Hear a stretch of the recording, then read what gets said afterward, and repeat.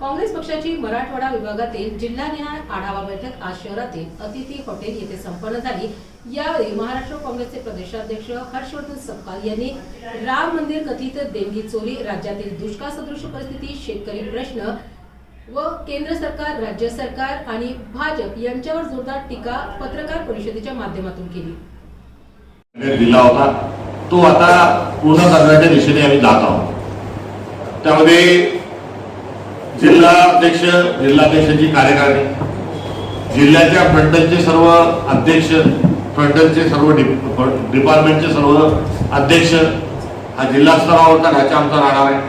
तर तालुका स्तरावर तालुका अध्यक्षांची कार्यकारिणी आणि तालुका अध्यक्षांच्या कार्यकारिणीसोबत तालुक्याचे विविध अध्यक्ष, युथ काँग्रेस अध्यक्ष, NSUI, महिला Congress, Seva Dal, VJMT cell, SC cell, ST cell, OBC, social media, अशा सर्व ज्या आमच्या संघटना आहेत तिचे तालुक्याचे अध्यक्ष, ही तालुक्याची एक टीम आमची राहणार आहे। आणि याच्या पलीकडे जाऊन एक महत्वाकांक्षी जो उपक्रम आम्ही जो हाती घेतला आहे तो म्हणजे येणाऱ्या काळात संघटनेचा विस्तार जो आहे हा मंडल, सेक्टर आणि ग्राम शाखा इथपर्यंत आमचा विस्तार जाणार आहे। त्यामुळे मंडल अध्यक्ष आमचे राहतील, सेक्टर अध्यक्ष आमचे राहतील, ज्याला आपल्या इकडच्या भाषेत जिल्हा परिषद सर्कलचा अध्यक्ष काँग्रेस पक्षाचा राहील, पंचायत समिती सर्कलचा तालुका अध्यक्ष आमचा, पंचायत समिती सर्कल अध्यक्ष आमचा राहील आणि ग्राम शाखा अध्यक्ष।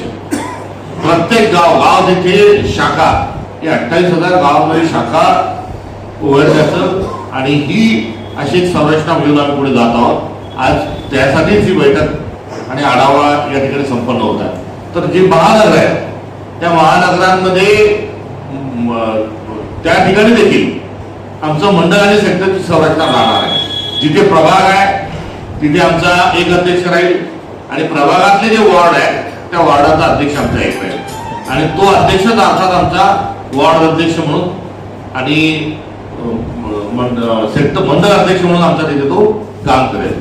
तर ज्या पद्धतीने जिल्हाध्यक्षांना, प्रदेश अध्यक्षांना सन्मान आहे, प्रदेशच्या आणि इतर पदाधिकाऱ्यांना सन्मान आहे, या पुढच्या काळात मंडळ आणि सेक्टरच्या अध्यक्षांना सन्मान दिला जाईल, ही राहुल गांधींची आणि महाराष्ट्र प्रदेश काँग्रेस पक्षाची असणारी भूमिका आज घेऊन या सभा मराठवाड्यात संपन्न होत आहे। याआधी कोकण विभाग हा आमचा विभागातले काही जिल्हे झाले, पुढच्या काळामध्ये मराठवाडा आणि नाशिक विभागातही आम्ही अशाच प्रकारचं सत्र लावून पुढे जाणार आहोत। अत्यंत सकारात्मक प्रतिसाद आहे, तळागाळातला कार्यकर्ता बोलतोय,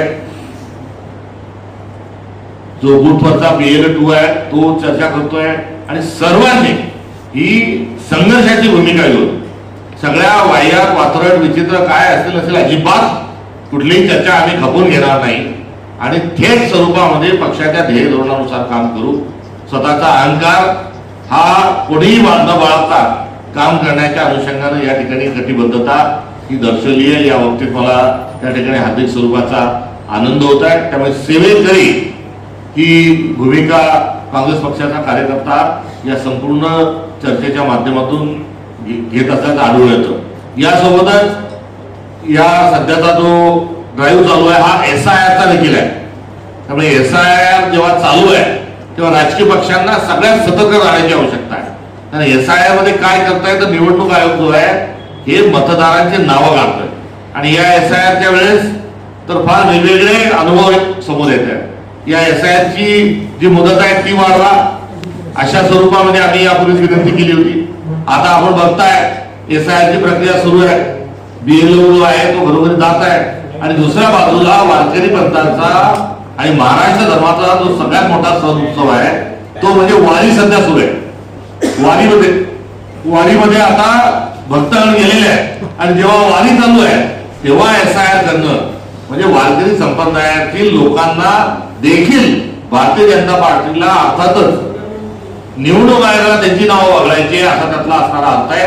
त्यामुळे SIRचं कारण आम्ही सांगितलं, SIRला आम्ही वारकऱ्यांची दिंडी असल्याचं कारण सांगितलं, मुदतवाढ मागत असताना अतिवृष्टी झाली त्याचं कारण सांगितलं, शेतीचे मशागतीचे काम आहे या काळात शेतकरी लोक परेशान असतो ते कारण सांगितलं, विद्यार्थी जे आहेत ते ऍडमिशन मध्ये या वेळेमध्ये ते फार अडचणीत असतात, विद्यार्थी जे ते तिकडे फिरत असतात, त्यांचे पालक देखील विद्यार्थ्याच्या प्रवेशाकरता दुसरीकडे जात असतात. त्यामुळे या सर्व वर्गांकरता SRI ची प्रक्रिया ही पुढे ढकलावी असा आमची आग्रह असताना येणाऱ्या 29 तारखेपर्यंत 30 तारखेपर्यंत त्याची मुदत आहे. आणि अशा वेळेस या प्रक्रियेवर लक्ष ठेवण्याकरता BLA 2 ची नियुक्ती ही मोठ्या प्रमाणात करण्यात येते. तर BLA 2 ची नियुक्ती जी आहे ही आम्ही अधिकृतपणे काँग्रेस पक्षाने नियुक्त केली आणि ती एक स्वतंत्र फॉर्म मध्ये भरून प्रत्येक विधानसभेच्या रिटर्निंग ऑफिसर पर्यंत आमच्या संघटनेने, आमचे जिल्हाध्यक्ष असतील, आमचे तालुका अध्यक्ष असतील, आमचा त्या भागामध्ये काम करणारा सगळे कार्यकर्ता असेल, त्यांनी स्वतःचा फोटो लावून, स्वतःचा मतदार यादीला नंबर टाकून, स्वतः स्वाक्षरी करून जे अर्ज दिले, ही देखील संख्या मोठ्या प्रमाणावर वाढते. मागच्या काळात आमच्या BLA 2 ची संख्या कमी होती, मात्र आता 1 लाख बूथ असताना ठिकाणी आतापर्यंत आम्ही 70,000पेक्षा जास्त BLA 2 ते आमचे झालेले आहेत. आणि जे BLA आमचा बूथवरचा जो आमचा कार्यकर्ता आहे याची नुसती नियुक्तीच आम्ही केली नाही, त्याच्या नियुक्तीला निवडणूक आयोगाने मान्यता नुसती दिली नाही, तर या सर्वांचं प्रशिक्षण देखील मोठ्या प्रमाणावर आम्ही महाराष्ट्रावर घेतलंय.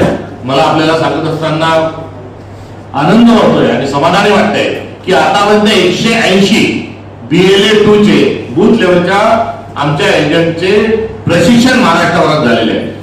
आणि या सर्वांचा देखील आढावा, SRI प्रक्रियेचा आढावा, संघटनेच्या विस्ताराच्या अनुषंगानं आढावा आणि याचं विकेंद्रित ढाचा, यामध्ये तालुक्यावर जा, बैठक घ्या, सर्वांची चर्चा करा, ग्राम शाखा उघडायची तर गावात जा, गावात बैठक घ्या, तिथे अध्यक्ष निवडा, हे वर्क कल्चर आम्ही या अनुषंगानं एक स्वीकारलेलं आहे. आज हा संघटनेच्या अनुषंगानं आज दिवसभर आढावा मराठवाड्याचा सुरू आहे.